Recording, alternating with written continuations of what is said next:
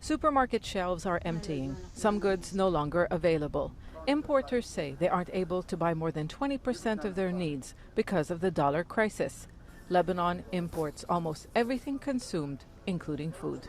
Buying foreign currency on the black market is too expensive. How will I be able to buy products again?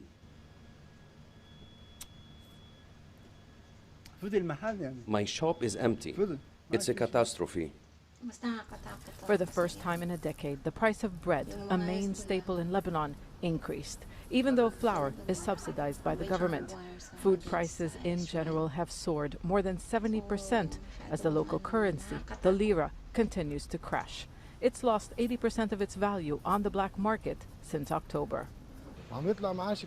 My salary is now worth $50. I don't know how I will support my children. I cry like a child. It's a nightmare. The meat industry is just one of many reeling from the lack of dollars.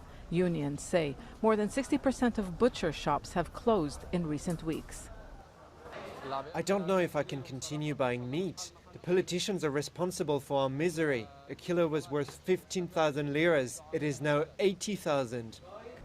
The government hopes the reopening of the airport from the 3 months coronavirus shutdown will allow Lebanese exiles to bring in dollars.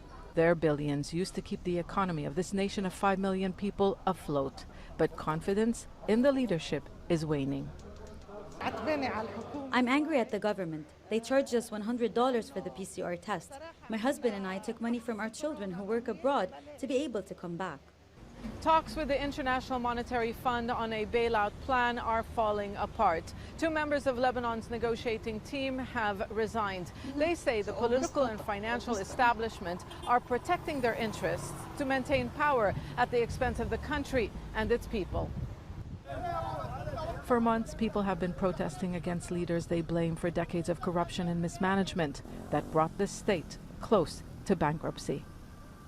If there is no real reform, real restructuring of the economy and of the policy, we are heading for the collapse.